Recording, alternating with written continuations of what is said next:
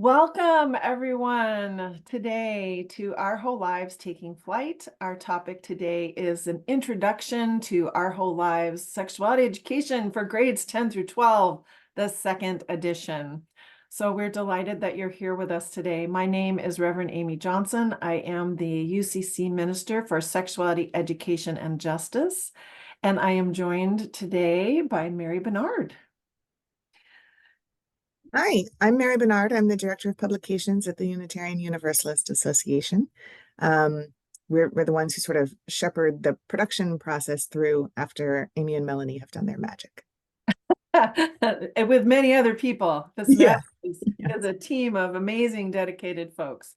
And speaking of Melanie, Melanie Davis is under the weather today. So if you can send her some love and light to feel better and get some rest, that would be great. I know this is a long-awaited webinar for many people, and we're going to go through some of the changes that are upcoming in the 10 through 12 material. We want to thank you for your patience. There have been any number of things that have delayed this revision, so I'm not going to go into all of them with you, but just thank you for your patience and your trust that we're doing the best we can. I want to say a couple things. First of all, please, if you do have questions, we always ask on these webinars if you can please use the Q&A feature at the bottom of your screen rather than the chat. That helps us to be able to manage those questions and respond to them and manage them rather than trying to scroll through the chat.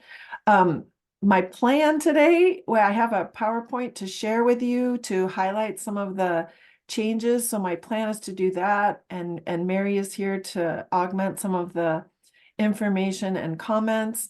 And then we'll have hopefully plenty of time for questions and answers at the end. I want to let you know before we go any farther where we are in the process right now. So right now the manuscript is undergoing an independent review, and that is for making sure that it is in alignment with the national sex ed standards, and that it is medically and scientifically accurate, and that it is meeting inclusion standards. So just so you know that we are doing that we take this really seriously. And when we say that OWL is meeting or informed by the national sexual health standards, we want to really mean that. So so that's where it is right now. And I just asked Mary a minute ago to that we're hoping that it will be available for purchase this summer. As long as, and her caveat was, as long as she gets the stuff from us when we've said she'll get it. So, and that is often the thing that delays us, is that there's some hiccup on the back end that then pushes things out. Mary, did you want to add anything to that before we get started? Nope, that's Okay. great. All right. So I am going to share my screen with y'all so you can see that we are going to talk about this today. So this version of Our Whole Lives, the first version had a different kind of setup with workshops and units and things like that. This new revision will have pretty much the same type of workshop structure as the other levels. So it won't be different from the other levels anymore. It's going to be 12 turnkey workshops that are in our, traditional facilitator friendly format. So with the materials you need and the preparation that you need and what to say and how to respond to different concerns and those kind of things. Of course, there are always things that people ask questions about that we can't anticipate every single thing, but there is a lot of information in there about what we expect people to be curious about and wondering about. There are some new workshops, new topics, or topics that we have elevated to an entire workshop. There are new activities, and we have kept some of the familiar favorites or things that we have discerned need to stay in. We've updated facts, as you can imagine, since 2000. There have been some facts and information, and science has happened and changed some of our understandings about things.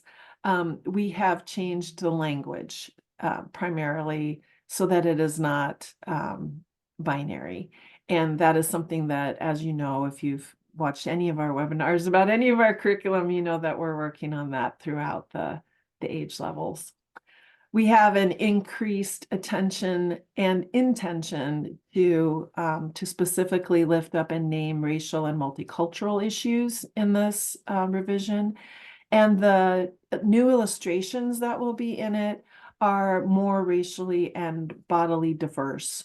So there are some different and darker skin tones, and there are some pieces to the illustration that make it clear this is not a thin white person in the illustration.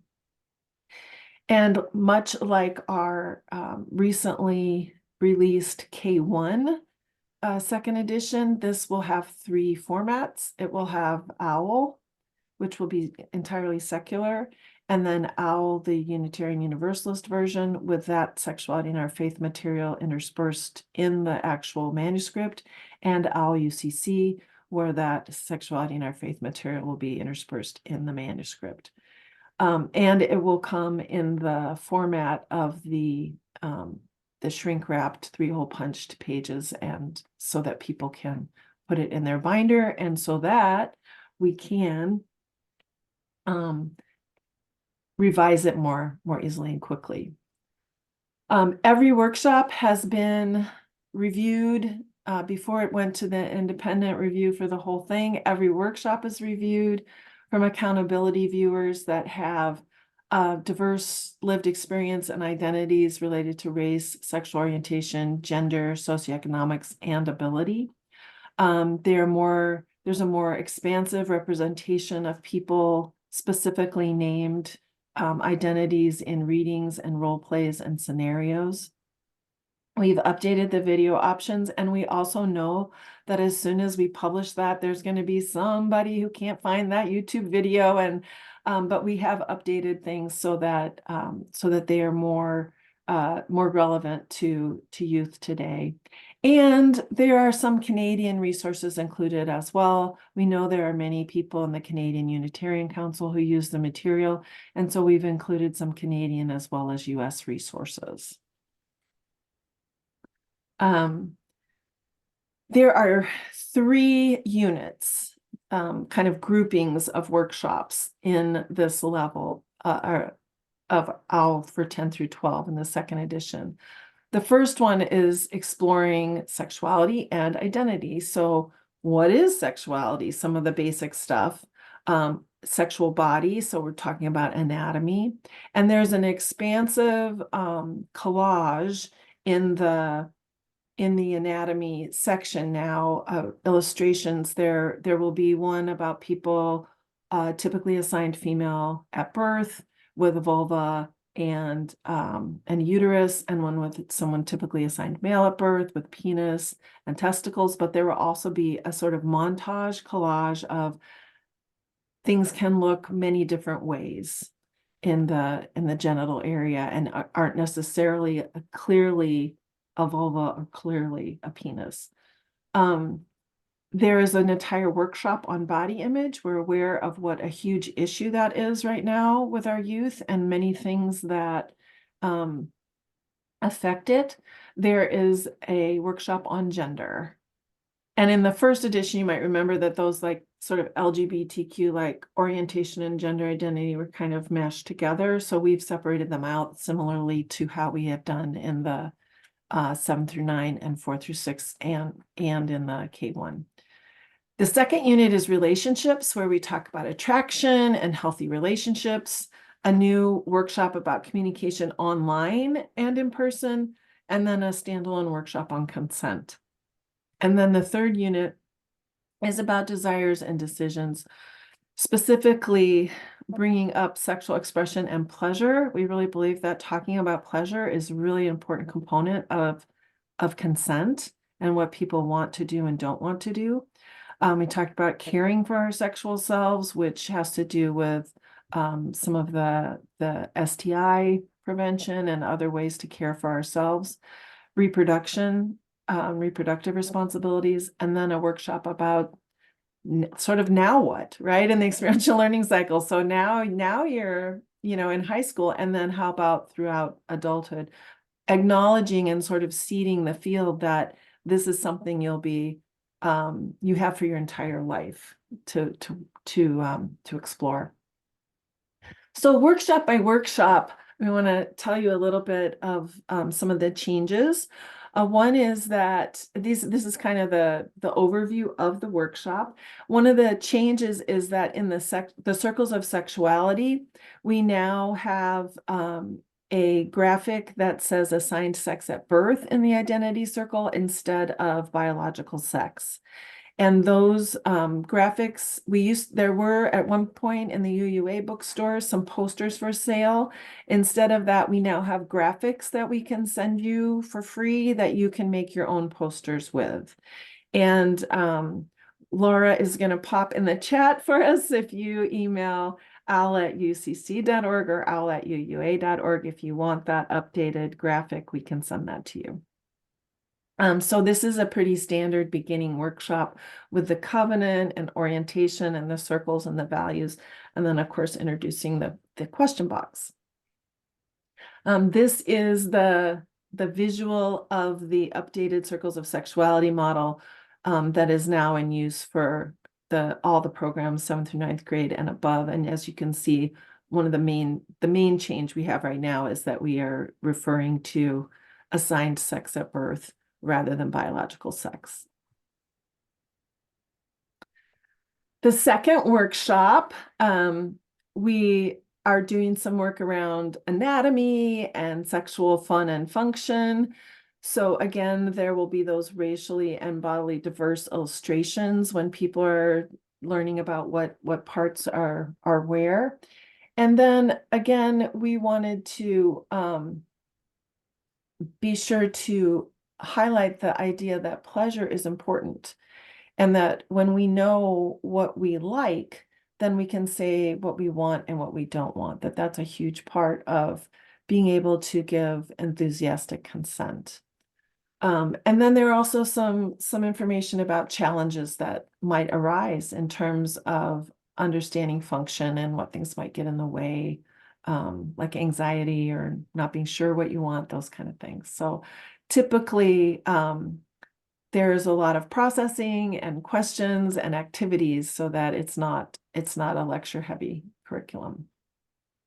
We did create an entire workshop about body image. And by we, I mean, this was written by Nadine Thornhill and then reviewed by our accountability readers and then adjusted by Melanie and myself. And Melanie has taken the lead on this one. So she's done really the lion's share of the work on it, on developmental editing. So there is a lifting up of this as something to think about and to think critically about, and to think about what are the social norms and why are they there and how do they intersect with race and how do they intersect with economics, and affirming all bodies and ability, all those kind of things. So, and there are different ways when we talk about self-portrait, there are different ways offered. It doesn't have to be a picture that someone draws if they don't want to. So thinking about those things more deeply and giving you some critical thinking skills and times to go through that and think for themselves, what are the things that might be affecting how I am feeling about my body, and how can I do that in a more healthy and affirming way. The fourth workshop is about gender, and again, the model is updated for the SIEO model is updated as well. So that's the model. SIEO is a model that was developed by Eli Green, Dr. Eli Green, who run the Transgender Training Institute, which is no longer open, but but he ran that, and he developed this model about basically that everyone has an assigned sex at birth, and everyone has a gender identity, and everyone expresses their gender in certain ways, and everyone has a sexual orientation. And so the language in those things has been updated. And then there's an opportunity to have a guest panel for gender identity and to have some diversity in gender identity right there in your room to answer questions, rather than to scoop that all into one guest panel. And then an alternative activity, if you don't do the guest panel, is called Gender Is, and that's specifically designed to disrupt what media stereotypes are around gender. Workshop 5 is about attraction and exploring the orientations and defining heteronormativity, also homophobia and misogyny. And so there's some expanded terminology and doing it in a framework of relationships, and there's some nice updated videos. And then workshop 6 is about healthy relationships specifically. So we have highlighted communicating in new relationships, how to build respect and intimacy within relationships, setting boundaries, and how to end relationships with integrity. I am gonna stop here for a minute and stop sharing. I noticed there are a couple questions, and also I've been talking a lot, so I'm just gonna pause. Mary, is there anything you want to add at this point? I'm happy to talk more about the new format for OWL if you want me to. Yeah, Is why this don't you go ahead and then is this a good time to do that? And I apologize. I'm just going to get up for a second and adjust my shade because I've got really Sure. weird light on me. So Sure, go ahead. one moment. Yeah. I'm gonna say that I'm looking at the questions and I'm gonna get to those in just a minute. So I'm gonna pause on answering the questions and let Mary talk to you a little bit about the new format. Yeah, thank you. I can make this pretty short, and I'm happy to answer questions whenever the time is right for that. Um, so the first big thing Amy already mentioned, which is, rather than force you all to buy 2 books and put them together, and like look at the page references and interleaf everything, we've just decided that from now on, you can just buy 1 book if you want the UU faith content in with all of the OWL content, 1 book if you want the UCC content in with all of the OWL content, or just a secular version. So you no longer need to worry about sexuality in our faith at all. It is now inside the OWL volume. That is already the case with K1, well, except we're working on the UCC and UU editions right now. And with new editions going forward, every time there's a major revision to any level, this is how it will come out. The other major change is that we will be publishing them in loose leaf format with a binder, which may seem odd, but the reason for that is that things change so quickly. And we also don't always know what we don't know. Nobody's perfect. And if there's an important update that is really about preventing harm or promoting equity, we want to make sure that we don't have to wait until we run out of inventory to tell you that you need to change what you're teaching there. So the idea is that if you have it in loose leaf format, with the pages numbered from 1 with every new unit, when we need to issue a change, we can post a PDF online and let you know that it's there. And all you have to do is print out the new pages and swap them in. Yeah, and it's such a great plan, y'all. And I think that what we're hoping to get the word out about is where those web pages are going to live on the UUA.org and UCC.org, so that anybody who's doing OWL can look at that before they begin any new program and just make sure that they have the most updated version. And I want to shout out to Mary because this was her brainchild to do this. And it's we've already used it once with the K1, And we were aware pretty quickly that somebody that was listed as a resource had posted some transphobic stuff on their Instagram. And so we were able to just change that right away. So we're hopeful, and we're counting on you all to help us get the word out that that's how that's going to be moving forward. Yeah, and if you have questions about that, do put them in the Q&A. I want to say that, again, please use the Q&A for questions, not the chat. I want to answer one question that's in the Q&A, and then I'm going to get to the social media question. I asked about, does a new curriculum discuss polyamory and non-monogamous relationship styles? Yes, it does define what that is. It makes there's a general definition about polyamory, and that I believe is in the orientation workshop. And then that allows for people to talk about healthy relationships and to ask questions about how that works, which we know our youth do and will. So, so yes, that is named specifically in the curriculum. Okay, so sharing my screen again. So workshop 7 is about communication online and in person. So somebody else asked if there was specific content about online and social media. So this is where it is. There's a whole workshop about different communication styles, about different ways, different social media platforms that youth use, so that we're not naming them because they change quickly and we know that we don't know all of them. So they are encouraged to say what ones they know about. And there's also some critical thinking exercises involved in what you don't see or what you don't know from just an online representation of someone's profile, or what they depict online, or what pictures they choose to put online. What you don't know from that about someone, and how you can think more deeply about what you want to know.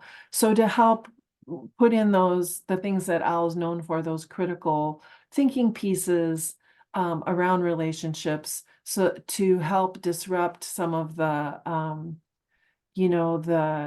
the pressure that youth are feeling to conform to social media expectations and memes and those kind of things.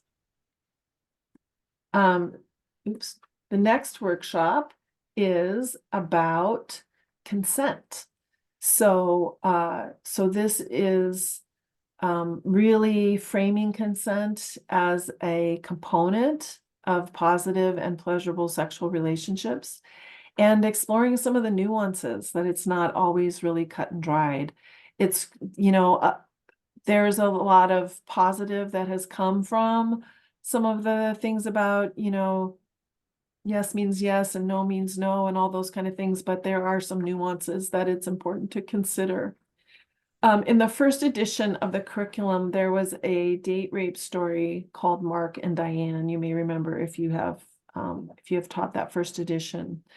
It has been updated and is now the Jesse and Caden story. And this has been piloted and field tested and run in trainings, and we have gotten an enormous amount of feedback about it. The names are meant to be gender neutral so that people can find themselves in the story. And because we also want to acknowledge that sexual assault happens with all genders, and that it's important to know that that happens. There is a statement before reading Jesse and Caden's stories in the curriculum that lets folks know that they're gender neutral and why. And there are some disclaimers in there and sort of content warning things, so that there are, if somebody needs extra care or to not be in the room for that, there's some suggestions of how to handle that. There's also a section about sexual harassment, which is often a little different than assault, and some time for reflection and the question box. In workshop 9, we talk about sexual expression and pleasure, and there is a activity that talks about really dives into that sensuality circle. And so there are some opportunities. It's kind of a buffet of sensuality things. So there might be, you're invited to bring something in with a strong smell, something that's fuzzy, something that's prickly, something that's cold, those kind of things, so that people can think about what kinds of sensations that they like. And so that is inclusive of people who are asexual as well, to understand what sensations are pleasurable and not pleasurable in their bodies. We also have some more discussion about self-pleasure. That's also earlier on in the curriculum, about masturbation. And then connecting the pleasure with the permission, with the consent, with the communication, connecting all of those things together is something that is part of this workshop, and part of weaving in all of these different themes together in different places, so they're revisited in the curriculum.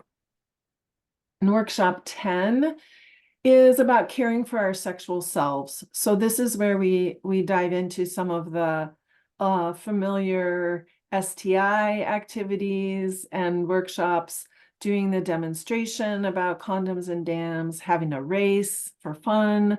There's a new exercise about a continuum about birth control and what is most and least effective. And then keeping, of course, the negotiation of safer sex with a partner. So these are very much similar activities to what we've had in the past, with a few new additions and also updated information and terminology for things that we use.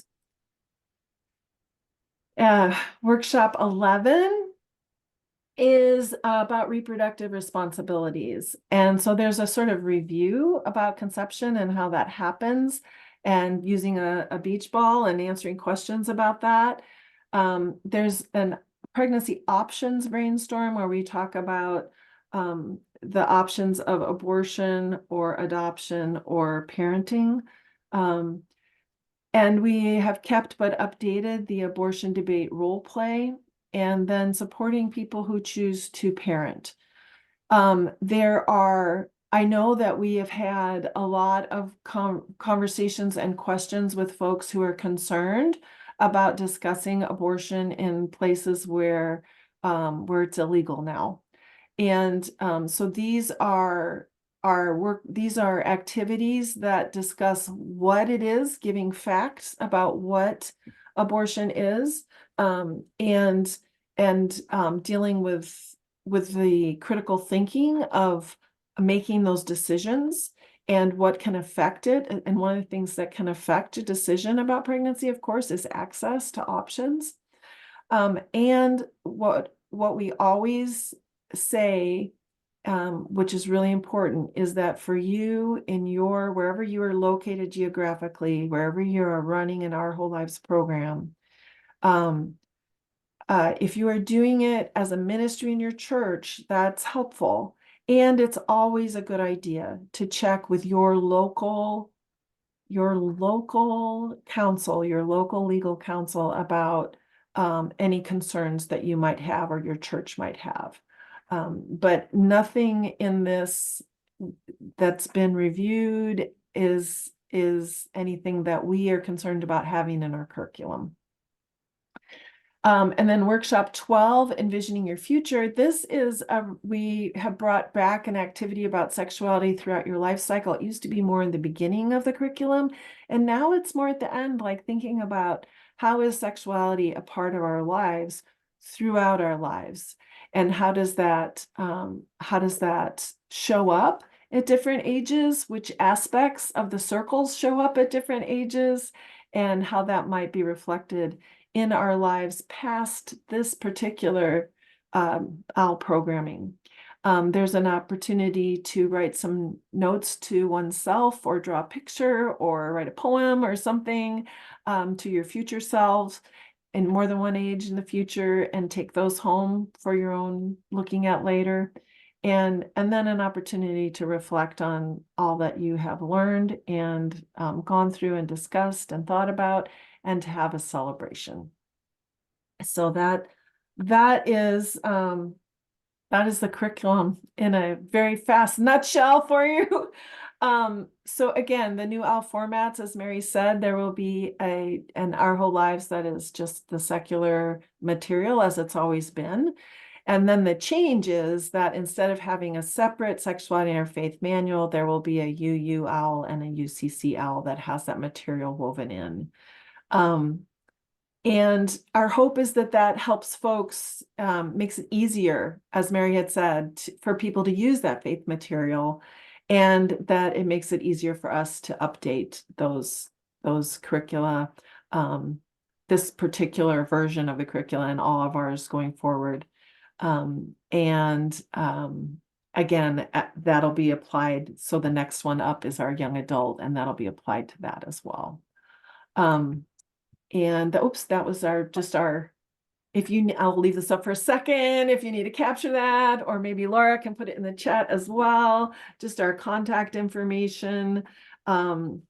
If you need to contact the UUA bookstore about anything, or in the UCC, it's through UCC resources, and then Melanie and my contact information. I see that we have lots of questions, so I'm going to take this down and look at our questions and see what we can answer for you. So how much of the content involves social media awareness? So of course there is that particular workshop around that, and then of course anytime that people are asking questions, or there's many places where it can come up. And be woven into things like consent and healthy relationships and all those kind of things. There's a question, is the sexuality and our faith element clearly highlighted in the UU and UCC version so that you could still run a secular version without purchasing a separate curriculum? Mary, I don't know the answer to that. That's a formatting kind of question, but Yeah, it's our hope really was that by offering a publication that was only OWL with no faith content, that if that's what you were interested in doing, you would buy that version.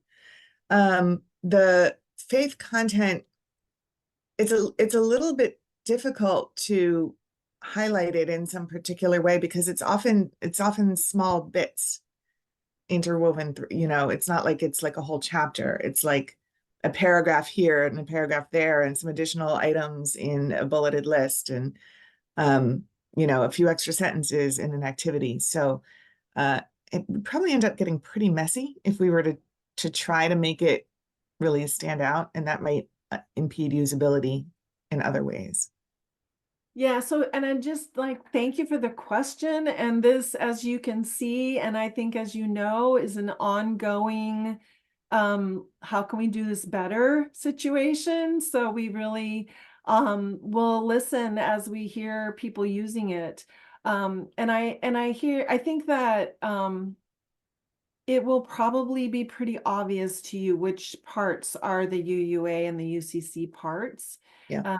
And I know that sometimes people are concerned about that because the UUA and the UCC are the people that have developed the curriculum. And so when we say this part is secular, sometimes people are like, but is it?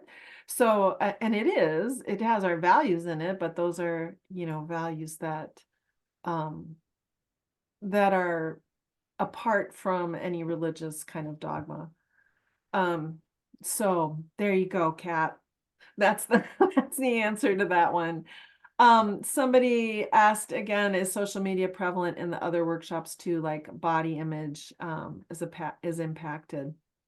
So yes, I have to confess that I do not have the curriculum memorized, so I can't tell you that yes, for sure there's a question about it in any workshop. But I think that those are things that will come up organically in the body image workshop that you could certainly, if it doesn't say to say that in there, that you could certainly bring it up. That sometimes body image is affected by it is enormously. There's lots of research out there about that.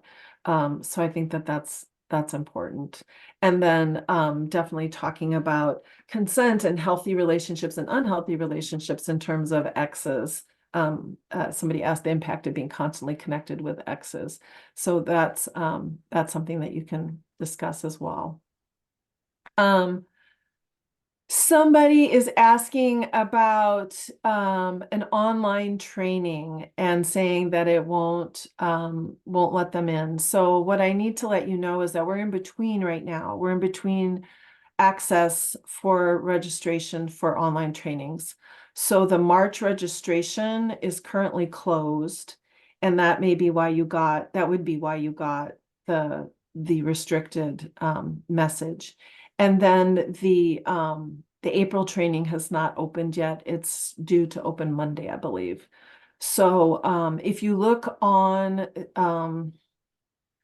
Laura, can you find the UCC training link? It would be if you go to ucc.org/owl, there's a link that you can follow to get to the UCC training page. And I know that all of the dates for when things will be open are on that page. So the windows for when they'll be open are on that page. So you can plan ahead. So you can say like, oh, I want to take the May training. I need to register between this date and this date.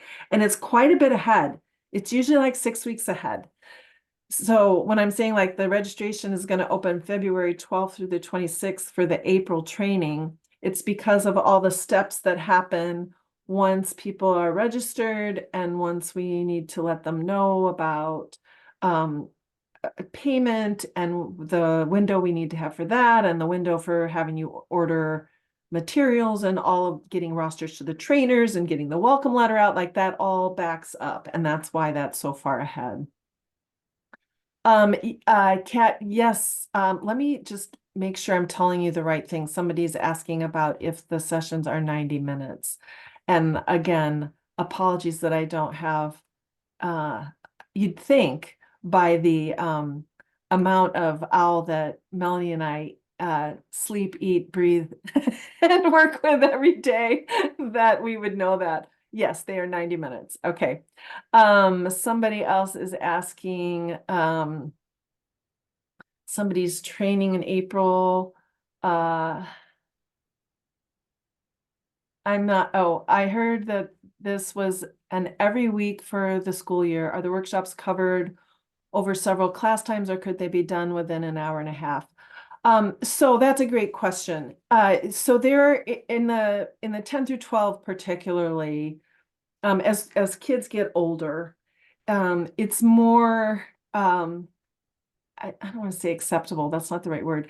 It works better to be able to have options for some people. So while we don't want you to do like the whole of 4 through 6 in 1 week, and we don't want you to do the whole of 10-12 in 1 week, it is entirely possible to do 2 sessions at a time with 10 through 12 and have it be an hour and a half and have a break, and you don't have to do the reentry the same way. You don't have to, you can have 1 Q&A session instead of 2.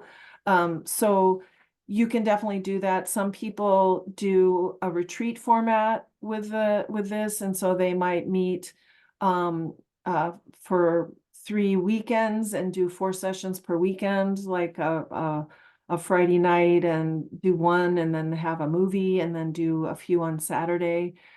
So there are different ways that you can do this this particular level of the curriculum in ways that are not just 1 week for 12 weeks. And we also know that right now, in particular, at the place we are in history, that there are many churches that are dealing with challenges in terms of youth being in church or available or and coming in person. So this is not an online curriculum. However, you might want to work with a few churches close to you and do a retreat format. So that might be something that could work for you. Can we speak a little bit more about how the curriculum is disability inclusive? What types of disability are covered?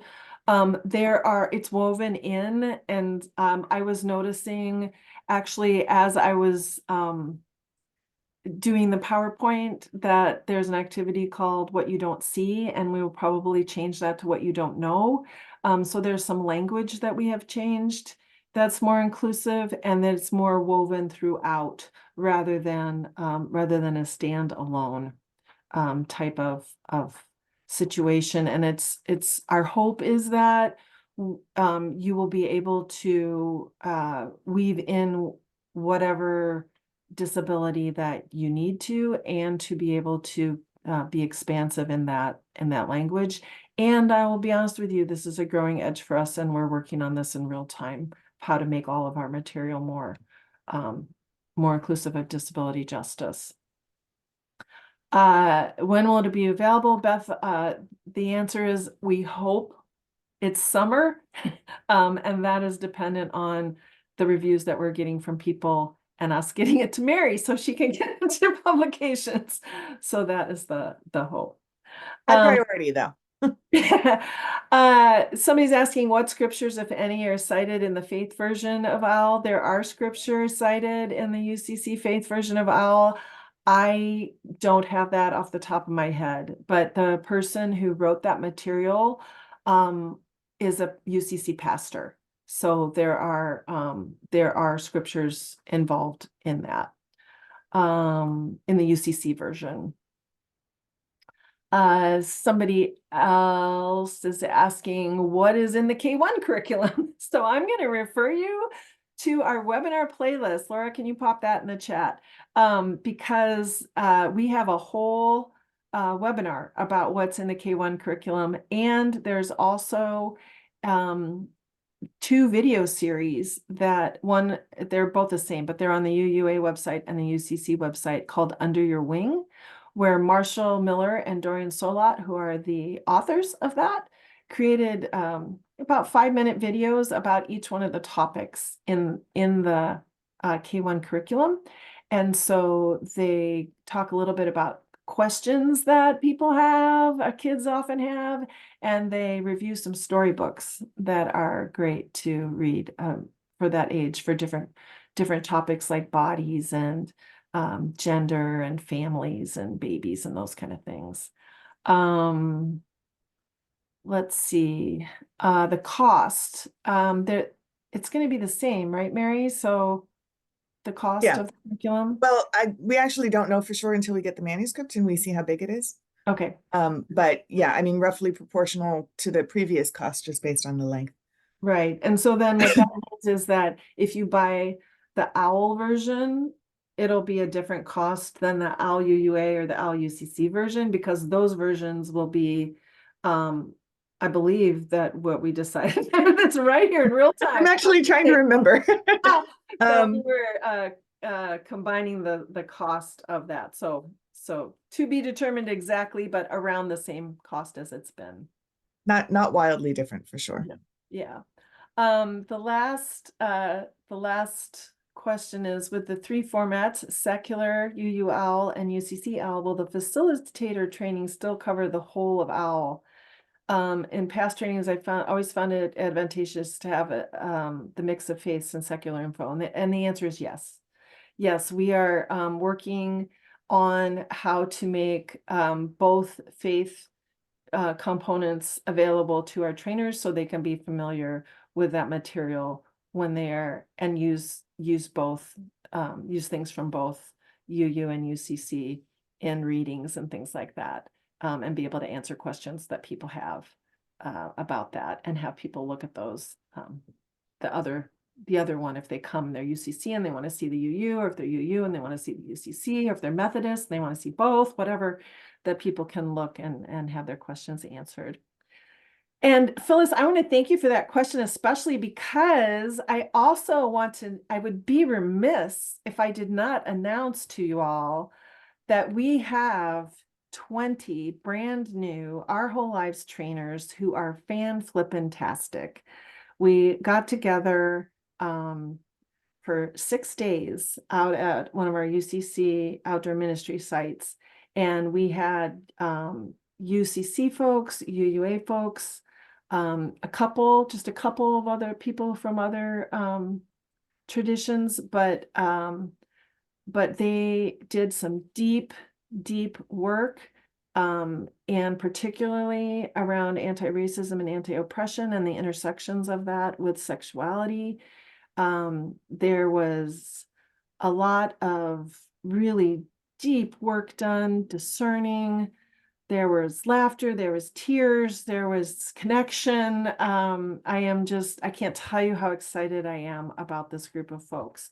And they came from all over the country.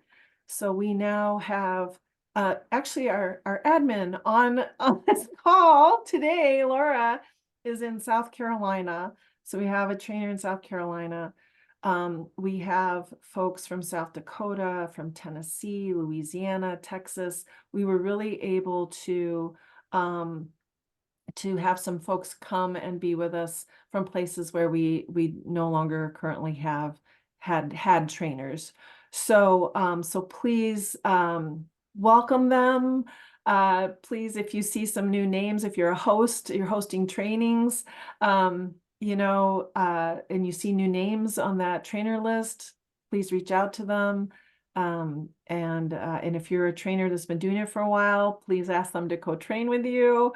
I think that it is really, really exciting for us to have this new group of folks, and with lots of great ideas and energy and excitement. Not that our other trainers don't; they remain amazing and exciting. So, but it's lovely to grow right now, in particular when we have so many places that are eager to start or renew our Whole Lives programs, particularly in places where legislation has been so vitriolic around our LGBTQ plus siblings, trans, non-binary folks in particular, people who can give birth, not having bodily autonomy, just all kinds of things like that. We are seeing an uptick in people wanting to offer OWL, and that is exciting, and we want to support you. So, all right, I see there's more questions.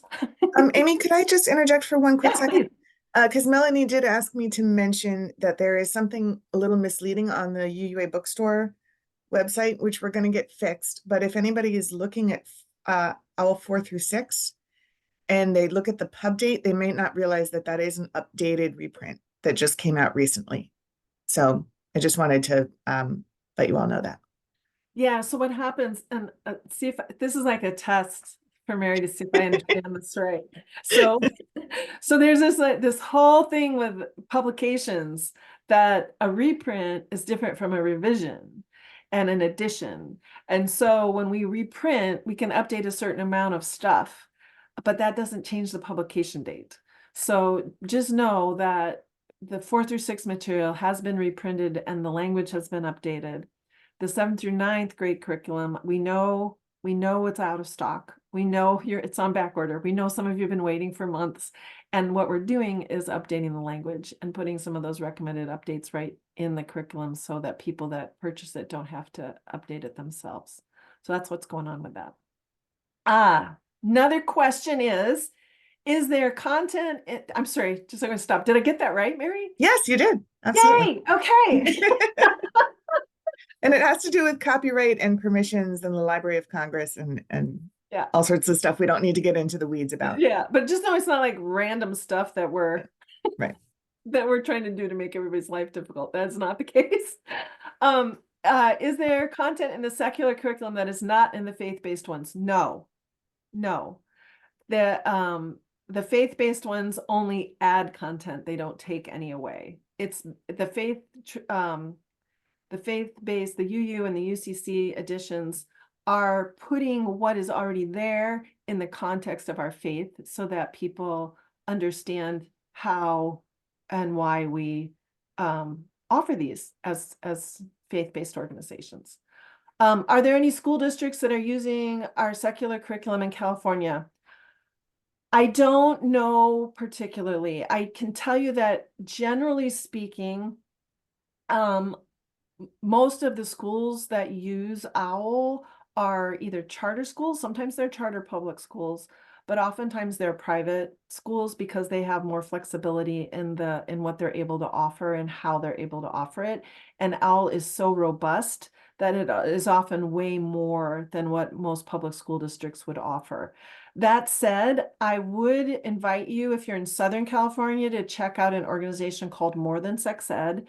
One of our Whole Lives trainers, Emelinda McLean, is involved in the leadership of that. And I know that they do go into schools, and I think that they use some OWL-based material there.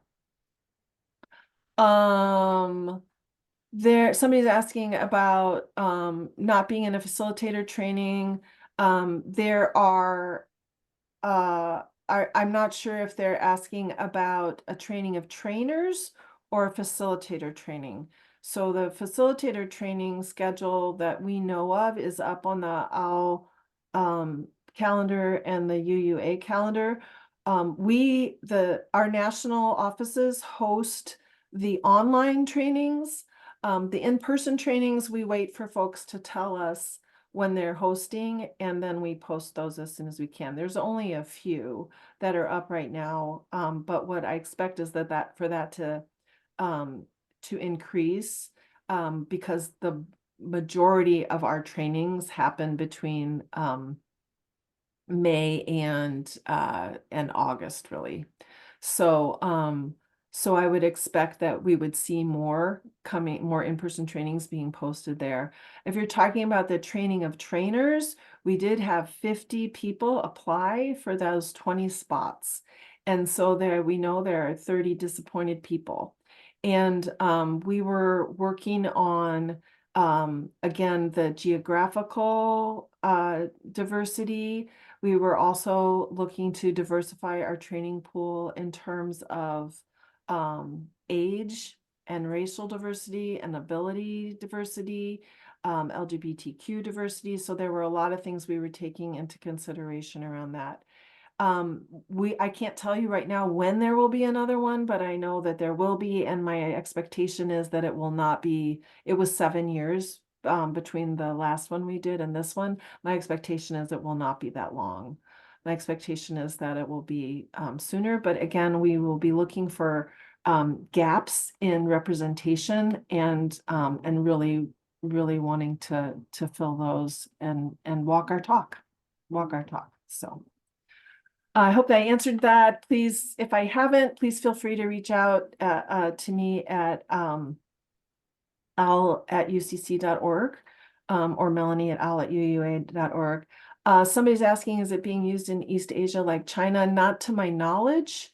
We have had some interest and partners. We were doing some right at about, I believe it was the end of February in 2020. That was one of the last trips I took. I was in East Africa, and we were ready to pilot some things and move ahead. And that all came to a screeching halt like the rest of the world. But there are some conversations to pick up some of that and to work with partners that we have. If you become aware of people who want to use OWL in places, and particularly who want a translation, or it's often not as simple as a translation. It's often and really important to be working with partners on the ground so that we have cultural competency as well. So if you become aware of that, let us know. I will say though that it is being used in the Philippines. there are some UU folks in the Philippines using it. And several years ago, we also did some work with the United Church of Christ in the Philippines around it. So there are some folks in the Philippines using it. All right. Wowza. That was a lot of Amy Johnson talking to you today. Just want to say thank you for listening. I see there's a ton of stuff in the chat. I'm trusting Laura's all over that, and that many of it is like links posted and people commenting. If you had questions, I hope they were answered. If you didn't have a question answered and you want to pop it in a Q&A real quick, let me know. Otherwise, just thank you. Thank you so much for all that you do for our whole lives. Thank you for being here today. Thank you again for your patience with us around the revisions.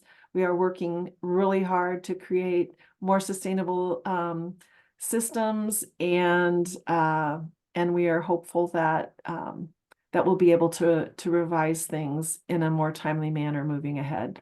And any positive information that you want to share about your experience, with me or Melanie, that we can pass on to leadership in the UUA and UCC, can't hurt. So we invite that anytime you want to share that with us.